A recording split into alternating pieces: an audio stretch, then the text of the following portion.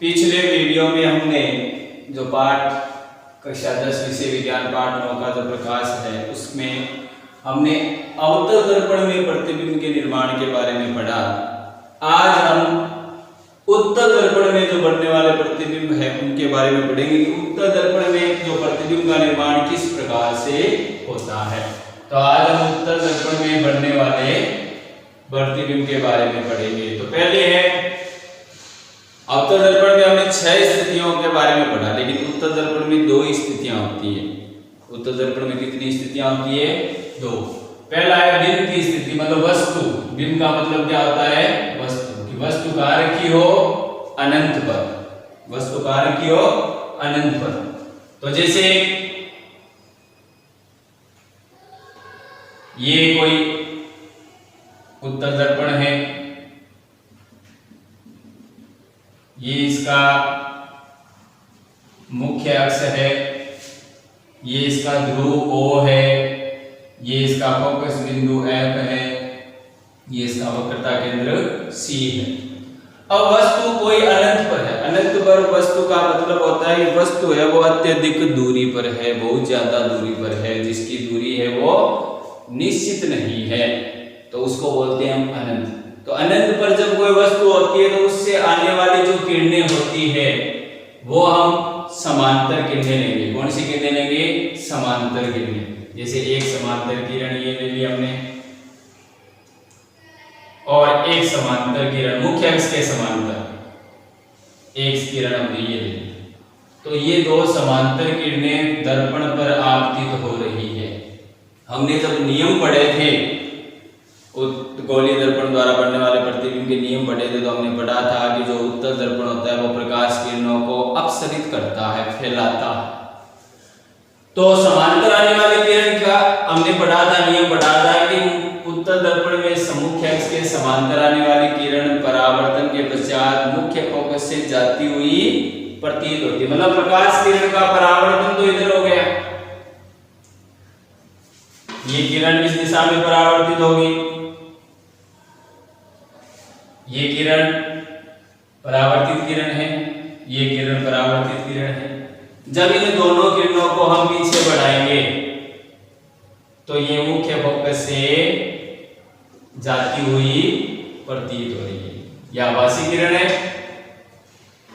जो पीछे बढ़ाने पर कहां से जाती हुई प्रतीत होती है? जो परावर्तित किरण मुख्य फोकस से जाती हुई प्रतीत होती है। तो दोनों परावर्तित किरणें पीछे बढ़ाने पर किस बिंदु पर मिल रही है? F पर मिल रही है। दोनों परावर्तित किरणें पीछे बढ़ाने पर फोकस से जाती हुई प्रतीत हो रही है। पीछे बढ़ाने पर दोनों कहां मिल रही है? फोकस पर। तो इसका जो प्रतिबिंब है वो कहां बनेगा? प्रतिबिंब की स्थिति कहां होगी? वो होगी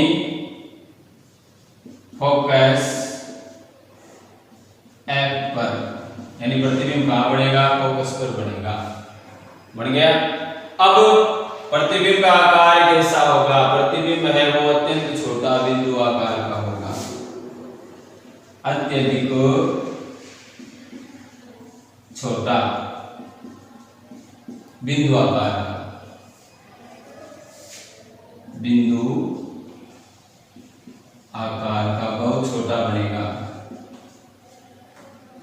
फिर स्वरूप और प्रकृति देखो, हमेशा दर्पण में ध्यान रखना, दर्पण में जो पीछे प्रतिबिंब बनते हैं वो होते हैं आभासी।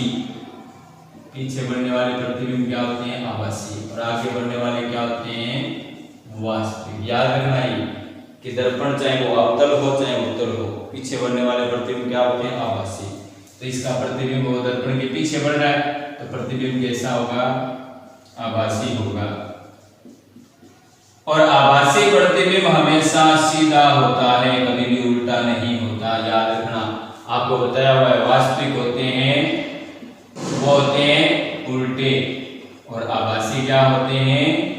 सीधे। याद रखना है, आभासी वास्तविक कभी सीधा नहीं होता और आभासी कभी उल्टा नहीं होता। तो ये प्रतिबिंब है वो F पर बन रहा है, दर्पण के पीछे बन रहा है, इसका मतलब आभासी होगा और सीधा होगा। आभासी प्रतिबिंब कभी भी उल्टे नहीं होते और बिंदु आकार का अत्यधिक छोटा बनेगा। तो ये पहली स्थिति क्या होगी कि जब वस्तु कहाँ रखी हो? अनंत पर रखी हो। अब हम दूसरी दूसरा प्रतिबिंब निर्माण करते हैं, दूसरा प्रतिबिंब बनाते हैं।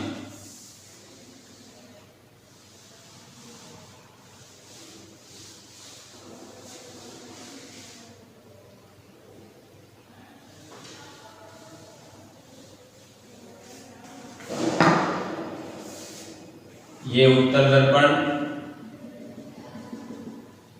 ये इसका मुख्य अक्ष, ये इसका ध्रुव O, ये इसका फोकस बिंदु, ये वक्रता केंद्र C। दूसरी स्थिति क्या होगी? अनंत व ध्रुव O के मध्य कहीं भी रखी हो, अनंत और ये जो ध्रुव O है इसके मध्य कहीं भी वो निश्चित दूरी पर रखा हुआ है, मतलब दूरी निश्चित होनी चाहिए, निश्चित बिंदु पर, निश्चित दूरी पर। तो जैसे मान लीजिए हमने वस्तु रखी, ये वस्तु है, ये वस्तु रखी, ये बिंब है, वस्तु है, तो ये कहाँ रखा हुआ है? O और अनंत के बीच में कहीं भी रख सकते हैं, यहाँ रख सकते हैं, यहाँ रख सकते हैं, यहाँ रख सकते हैं, यहाँ रख सकते हैं। वो दूरी दी हुई होती है हमें 5 सेंटीमीटर, 10 सेंटीमीटर, जितनी भी है।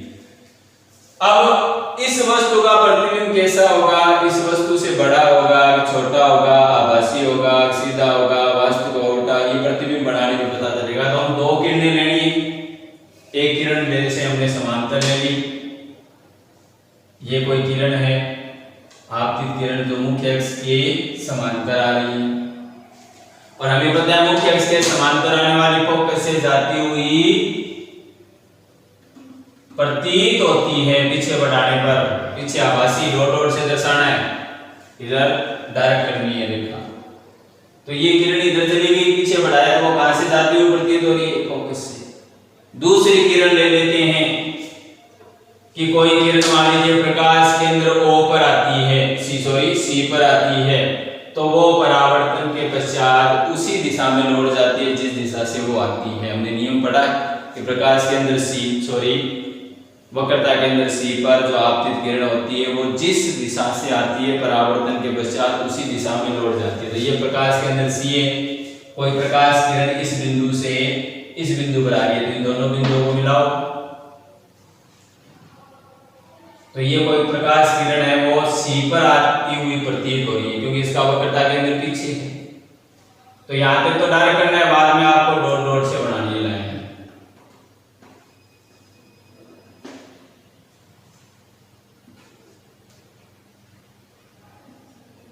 तो ये कोई प्रकाश किरण C पर आपतित हो रही है, तो ये परावर्तन के पश्चात उसी दिशा में लौट जाती है।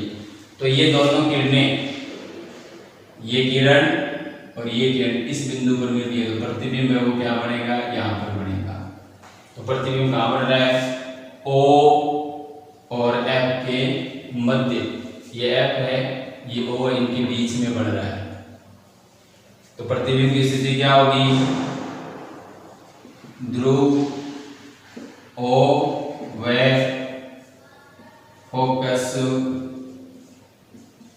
F के मध्य कहीं भी बन सकता है, वो वस्तु की दूरी पर निर्भर करता है।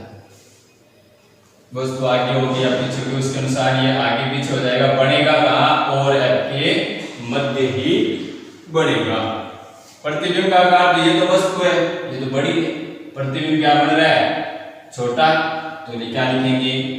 बिंब से छोटा। प्रतिबिंब कैसा होगा? बिंब से छोटा। अब पीछे बढ़ रहा है, अभी आपको बताया कि पीछे प्रतिबिंब बढ़ते हैं वो चाहे दर्पण में वो आभासी होते हैं, सीधे होते हैं। तो ये पीछे बढ़ रहा है तो प्रतिबिंब कैसा होगा? आभासी होगा। मुख्य अक्ष के ऊपर बन रहा है तो सीधा है, तो प्रतिबिंब आभासी और कैसा होगा? सीधा बनेगा। तो ये दो प्रतिबिंब भी बनते हैं इसमें, एक अनंत पर और दूसरा अनंत व ध्रुव O के मध्य जो निश्चित दूरी पर होता है। और अनंत मतलब जिसकी दूरी, तो इसकी दो ही स्थितियां होती है। अवतल दर्पण में 6 प्रतिबिंब बनते हैं और उत्तल में 2 बनते हैं। तो ये हमने उत्तल और अवतल दर्पण के बनने वाले टोटल हमने 8 प्रतिबिंब पढ़े, जिनमें से परीक्षा में कई बार ज्यादातर पूछा जाता है। अब हम पढ़ते हैं अवतल दर्पण के और उत्तल दर्पण के उपयोग। कि अवतल दर्पण का उपयोग हम किन किन चीजों में करते हैं, उत्तल दर्पण का उपयोग कहाँ किया जाता है? तो सबसे पहले अवतल दर्पण का उपयोग है सैटेलाइट डिश एंटीना में। अपने घरों में जो डिश एंटीना होती है या अन्य जो भी संचार यंत्र होते हैं उनमें जो एंटीना का उपयोग किया जाता है, उस एंटीना में इसका उपयोग किया जाता है। जैसे ये एंटीना अपनी छत पे लगी हुई, वो इस आकार की होती है, अवतल के आकार की। हम किसके उपयोग कर रहे हैं? अवतल दर्पण के उपयोग। तो जैसे ये जो अपनी डिश एंटीना होती है, जो छतरी होती है, वो ऐसी होती है जैसे प्लेट होती है ना, अवतल आकार की, ये वाली। और इसमें एक यहाँ पर एक रिसीवर लगा रहता है जिसमें तार जुड़ा रहता है, जो अपने कमरों में या जहाँ भी है वहां पहुंचता है। इसको रिसीवर बोलते हैं। अभिग्राही, हिंदी में अभिग्राही, अंग्रेजी में रिसीवर बोलते हैं। तो डिश एंटीना में जो छतरी होती है उसमें जो सूचनाएं आती है वो कहाँ से आती है? अंतरिक्ष में जो भी उपग्रह होते हैं, अंतरिक्ष में स्थापित जो उपग्रह हैं, उन उपग्रहों से समांतर किरणें आती है, क्योंकि वो अनंत से आती है, अत्यधिक दूरी से आती है। तो कौन सी किरणें आती है? समांतर किरणें लेते हैं। ये सारी समांतर किरणें, जैसे ये आई, ये आई, ये आई, ये जो समांतर किरणें आ रही है, ये सारी परावर्तन के पश्चात कहाँ केंद्रित होती है? रिसीवर पर। सारी किरणें कहाँ केंद्रित होती है? रिसीवर पर। और रिसीवर क्या करता है? उन संग्रहित सूचनाओं को केबल के माध्यम से कहाँ पहुंचा देता है? अपने टीवी में या अन्य जो भी यंत्र होते हैं जिनसे वो संबंधित होता है, वहां तक सूचनाएं पहुंचती है। तो इसलिए सैटेलाइट डिश एंटीना में किसका उपयोग किया जाता है? अवतल दर्पण का उपयोग किया जाता है। दूसरा उपयोग है, कोई दूरस्थ वस्तु है, सूर्य है, चंद्रमा है या अन्य कोई भी वस्तु जो अंतरिक्ष में या काफी दूरी पर स्थित है, ऐसी वस्तुओं का प्रतिबिंब देखने के लिए, सूर्य का प्रतिबिंब हम सीधा नहीं देख सकते, या तो मतलब दूर स्थित वस्तुओं का प्रतिबिंब देखने के लिए किस दर्पण का उपयोग किया जाता है? अवतल दर्पण। जैसे ये इसमें प्रतिबिंब क्या करते हैं? सीधा नहीं देखते हैं, उसका प्रतिबिंब है वो परावर्तक टेलीस्कोप बोलते हैं। इनको यंत्र होते हैं, दूरस्थ वस्तुओं का प्रतिबिंब देखने के यंत्र होते हैं, जिसका नाम है परावर्तक टेलीस्कोप। उस परावर्तक टेलीस्कोप के अंदर कौन सा दर्पण का उपयोग किया जाता है? अवतल दर्पण का उपयोग किया जाता है। वो दूरस्थ वस्तुओं की जो समांतर किरणें उनको एक जगह क्या करता है? एंटीना की तरह केंद्रित करता है, जिससे उसका प्रतिबिंब है वो देखा जा सकता है। ये दूसरा उपयोग हो गया कि सूर्य, चंद्रमा या अन्य दूरस्थ वस्तुओं के प्रतिबिंब देखने के लिए परावर्तक टेलीस्कोप में अवतल दर्पण का उपयोग किया जाता है। तीसरा, सेविंग दर्पण। अवतल दर्पण में हमने जो प्रतिबिंब निर्माण पढ़े, उसमें हमने पढ़े कि जो प्रतिबिंब बनते हैं वो हमेशा वस्तु से बड़े बनते हैं। ज्यादातर क्या होते हैं? 6 स्थितियां पढ़ी, उसमें 5 में हमने ये पढ़ा कि जो प्रतिबिंब होते हैं वो क्या होते हैं? वस्तु से बड़े बनते हैं, मतलब बड़ा प्रतिबिंब दिखाते हैं। तो सेविंग दर्पण में इसीलिए अवतल दर्पण का उपयोग किया जाता है, ताकि जो चेहरा है वो क्या दिखे? बड़ा दिखाई दे, जिससे सेविंग करने में क्या हो? आसानी। तो सेविंग दर्पण में कौन से दर्पण का उपयोग किया जाता है? अवतल दर्पण का उपयोग किया जाता है। मोटर गाड़ियों के हेडलाइट में, आपने मोटर गाड़ी, मोटरसाइकिल, जो भी वाहन होते हैं, उनमें जो हेडलाइट होती है, जो आगे सामने रोड पर प्रकाश डालती है, उस हेडलाइट की बात कर रहे हैं। उसमें क्या होता है? ये बल्ब है, ये क्या है? बल्ब। और ये होता है चमकीली जो सतह होती है गाड़ियों की हेडलाइट में, जो पीछे बल्ब के पीछे जो चमकीली सतह होती है ना, वो अवतल दर्पण होता है। वो क्या होता है? अवतल दर्पण। जब आप बल्ब को जलाओगे तो उसका प्रकाश वो कहाँ गिरेगा? दर्पण पर गिरेगा। बल्ब को जलाएंगे तो उसका प्रकाश दर्पण पर गिरेगा। और दर्पण होता है वो कहाँ होता है? फोकस पर। दर्पण बल्ब होता है वो कहाँ होता है? फोकस पर। आपको पूछे बल्ब की स्थिति कहाँ होती है गाड़ियों के हेडलाइट में, तो वो उसके फोकस पर होता है। और फोकस से गिरने वाला प्रकाश परावर्तन के पश्चात क्या हो जाता है? समांतर हो जाता है और आगे सीधा सड़क पर गिरता है। तो ध्यान में रखना इसकी क्रियाविधि की कैसे कार्य करता है। तो याद रखना कि गाड़ियों के हेडलाइट में जो बल्ब की स्थिति होती है वो फोकस पर होती है, और फोकस से गिरने वाला प्रकाश जब दर्पण पर गिरता है अवतल दर्पण में तो वो समांतर हो जाता है, और समांतर किरणें आगे सड़क पर सीधी गिरती है, जिससे सामने आने वाले वाहनों को देखने में आसानी होती है। तो तीसरा उपयोग है गाड़ियों मोटर गाड़ियों के हेडलाइट में। चौथा उपयोग दंत विशेषज्ञ, जो दंत चिकित्सक होते हैं, जो डॉक्टर होते हैं दांतों के, वो मुंह के अंदर देखने के लिए, मुंह के अंदर दांतों को देखने के लिए एक छड़ होती है, उसके आगे एक दर्पण लगा रहता है। एक छड़ होती है उनके पास में जिसके आगे एक दर्पण लगा रहता है। वो दर्पण कौन सा होता है? अवतल दर्पण। अवतल दर्पण क्यों लेते हैं? क्योंकि ये बड़ा प्रतिबिंब दिखाता है। तो वो दांतों के अंदर, मुंह के अंदर घुमाता है और दांतों को देखता है, जिससे जैसे ये छड़ है वो मुंह के अंदर डाल के उस दर्पण के अंदर दांतों को देखता है, बड़ा प्रतिबिंब दिखाई देता है, जिससे वो दांतों की जांच करता है। तो दंत विशेषज्ञ है वो दांतों का प्रतिबिंब देखने के लिए, दांतों को देखने के लिए, क्योंकि अंदर झांक के तो देख नहीं सकता वो मुंह के अंदर, तो वो उस प्रतिबिंब को देखता है जो अवतल दर्पण द्वारा देखता है। क्योंकि अवतल दर्पण क्यों लेता है? क्योंकि वो दांतों का बड़ा प्रतिबिंब दिखाता है। हमने पढ़ा कि अवतल दर्पण बड़े प्रतिबिंब बनाते हैं, और अभी हमने उत्तल दर्पण पढ़े तो वो छोटे बनाते हैं, इसलिए उत्तल दर्पण का उपयोग नहीं किया जाता है। क्योंकि उत्तल दर्पण के दो ही प्रतिबिंब बनते हैं, दोनों ही छोटे बनते हैं, एक बिंदु आकार का बनता है, एक वस्तु से छोटा बनता है, इसलिए उत्तल दर्पण का उपयोग दांतों के प्रतिबिंब देखने में नहीं करते, अवतल दर्पण का करते हैं, क्योंकि वो बड़ा प्रतिबिंब। तो हमने अवतल दर्पण के 5 उपयोग पढ़े, परीक्षा में आ जाते हैं। अवतल दर्पण के 2 उपयोग लिखिए, सामान्य 1 नंबर का प्रश्न आ जाता है अवतल दर्पण के 2 उपयोग। तो आपको 5 पता है, उनमें से आप कोई भी 2 लिख सकते हैं, और भी होते हैं लेकिन आप इतने कम से कम ध्यान में होने चाहिए। अब उत्तल दर्पण के उपयोग हैं कि उत्तल दर्पण का उपयोग कहाँ किया जाता है? तो वाहनों में पश्च दृश्य दर्पण या पार्श्व दर्पण में किया जाता है। आप गाड़ियों में देखते हैं ड्राइवर के साइड ग्लास जो होता है, गाड़ी चलाता है ना ड्राइवर, तो उनके साइड में, गाड़ी के दोनों साइड में ग्लास लगे रहते हैं, उन ग्लास में उत्तल दर्पण होता है। एक ड्राइवर की सीट के सामने सेंटर में एक ग्लास होता है, उसमें उत्तल दर्पण होता है। मतलब वो पीछे की वस्तुओं को देखने के लिए क्या करता है? उनमें उत्तल दर्पण का उपयोग। तो उनको बोलते हैं पश्च दृश्य दर्पण या पार्श्व, मतलब साइड में लगे रहते हैं, इसलिए उनको साइड दर्पण बोलते हैं। गाड़ी के साइड में लगे रहते हैं ना, पार्श्व का मतलब होता है साइड में। तो वाहनों में पश्च दृश्य दर्पण या पार्श्व दर्पण में उत्तल दर्पण का उपयोग। अब आपको पूछ ले क्यों करते हैं? इसलिए करते हैं क्योंकि जो प्रतिबिंब बनते हैं उत्तल दर्पण में वो आभासी होते हैं और सीधा बनता है। हमने अभी उत्तल दर्पण के पढ़ा है, तो उत्तल दर्पण में बनने वाले प्रतिबिंब 2 ही बनते हैं, दोनों कैसे होते हैं? आभासी, सीधे।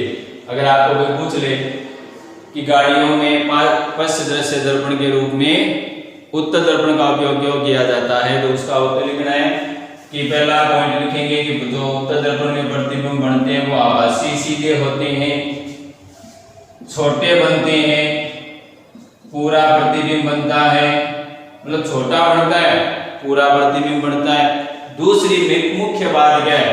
जैसे ये समतल दर्पण है, ये अवतल दर्पण है, ये उत्तल दर्पण है, तो इनका जो दृष्टि क्षेत्र, देखने का क्षेत्र समतल दर्पण सबसे कम होता है अवतल दर्पण का। याद रखना, दृष्टि क्षेत्र अगर इन तीनों की बात करें तो सबसे कम दृष्टि क्षेत्र किसका होता है? अवतल का, अवतल दर्पण का। अवतल दर्पण से ज्यादा किसका होता है? समतल दर्पण का। और समतल सबसे ज्यादा होता है क्योंकि ये बाहर की ओर वक्रित होते हैं, ये बाहर की ओर मुड़े हुए होते हैं ना, इसलिए इनका दृष्टि क्षेत्र, देखने का क्षेत्र सबसे ज्यादा होता है। मतलब ये पीछे के बड़े दृश्यों को देखने में सहायक होता है। तो कोई आपको पूछे क्यों किया जाता है, तो उत्तर लिखेंगे कि उत्तल दर्पण में बढ़ने वाला प्रतिबिंब आभासी, सीधा, वस्तु से छोटा और पूरा प्रतिबिंब बनाता है। और दूसरा पॉइंट लिखेंगे कि उत्तल दर्पण का दृष्टि क्षेत्र, जो देखने का क्षेत्र होता है, वो सबसे ज्यादा होता है, इसलिए गाड़ियों के पश्च दृश्य दर्पण में उत्तल दर्पण का उपयोग किया जाता है। दूसरा, आजकल जो एटीएम मशीनें उनमें चोरियां बहुत ज्यादा होती है, तो अपने हम जब पैसे निकालने एटीएम मशीन में जाते हैं तो आपके एटीएम मशीन में एक साइड में एक छोटा सा दर्पण लगाया रहता है, वो उत्तल दर्पण होता है। एक छोटा सा क्या लगाया रहता है? दर्पण। वो क्यों लगाया जाता है? कि वो अपने पीछे के दृश्य को देखने के लिए लगाया जाता है, पृष्ठ दृश्य दर्पण के रूप में पीछे की चीजों को देखने के लिए, कि हमारे पीछे जो व्यक्ति खड़ा है वो क्या गतिविधि कर रहा है, उस पर नजर रखने के लिए कि उसकी नज़र क्या है, वो अपनी गतिविधियों पर क्या नज़र रख रहा है। क्योंकि आजकल चोरियां बहुत ज़्यादा होती है एटीएम मशीनों में, वो अपने पासवर्ड देख लेते हैं, एटीएम चेंज कर लेते हैं। तो उसके मनोदशा देखने के लिए, उसकी गतिविधि को देखने के लिए आजकल क्या एटीएम मशीनों में एक दर्पण लगाया जाता है, जो हम पैसे निकालते समय पीछे देख सकते हैं कि पीछे वाला क्या गतिविधि कर रहा है। तो वो सुरक्षा की दृष्टि से लगाते हैं ताकि हम पीछे वाले की गतिविधि को देख सकें। तो एटीएम मशीनों में पृष्ठ दृश्य दर्पण के रूप में सुरक्षा की दृष्टि से लगाए जाते हैं। वो कौन से दर्पण होते हैं? उत्तल दर्पण।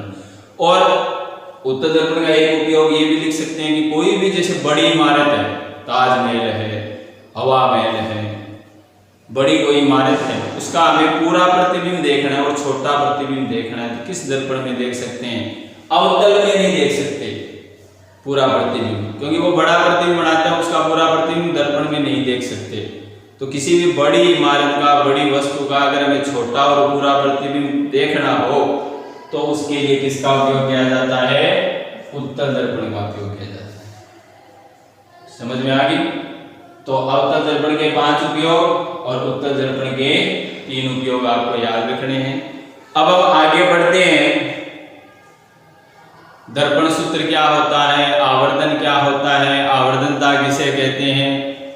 आवर्धनता में बिंब की ऊंचाई प्रतिबिंब की ऊंचाई में क्या संबंध है, हम आगे अध्ययन करते हैं। अब हम दर्पण सूत्र पढ़ते हैं। देखो यू क्या होता है? बिंब दूरी। बिंब दूरी किसे कहते हैं? ध्रुव से वस्तु की दूरी, उसे बोलते हैं बिंब दूरी। इसे यू से व्यक्त करते हैं। इसे किससे व्यक्त करते हैं? यू से। दूसरा होता है बी, प्रतिबिंब दूरी। प्रतिबिंब दूरी क्या होती है? दूरियां जो भी मापी जाती है वो ध्रुव से मापी जाती है। तो ध्रुव से प्रतिबिंब की दूरी, प्रतिबिंब की दूरी वो क्या कहलाती है? प्रतिबिंब दूरी कहलाती है। इसे बी से व्यक्त करते हैं। एफ फोकस दूरी, ध्रुव से फोकस बिंदु की दूरी क्या कहलाती है? फोकस दूरी कहलाती है। इसे एफ से व्यक्त करते हैं। दर्पण सूत्र क्या होता है? फोकस दूरी, बिंब दूरी, यहां पे लिख देना दर्पण में, क्योंकि आगे हम लेंस में और पढ़ेंगे। तो दर्पण की हम क्या पढ़ रहे हैं? दर्पण सूत्र पढ़ रहे हैं। तो दर्पण में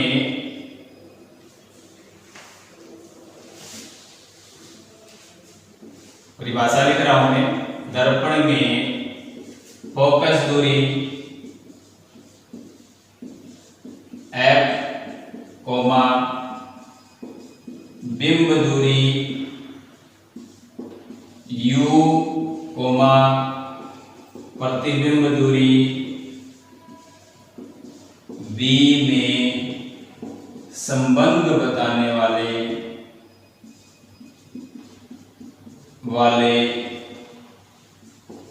सूत्र को दर्पण सूत्र कहते हैं।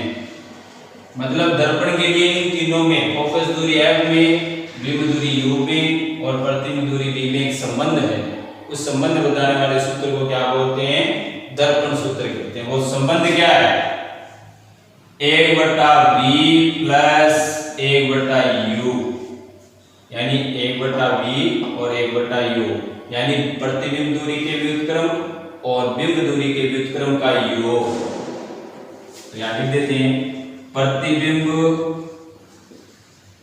दूरी के व्युत्क्रम उल्टा बट्टे में लिखा है ना, तो व्युत्क्रम व बिंब दूरी का व्युत्क्रम व बिंब दूरी का व्युत्क्रम का योग किसके बराबर होता है?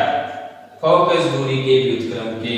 तो प्रतिबिंब दूरी का व्युत्क्रम बिंब दूरी का बिंब दूरी का व्युत्क्रम का योग फोकस दूरी के व्युत्क्रम के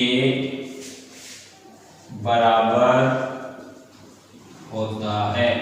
तो ये है दर्पण सूत्र। तो ये दर्पण सूत्र है 1/v प्लस 1/u बराबर होता है 1/f। तो आज हमने दर्पण सूत्र तक पढ़ा।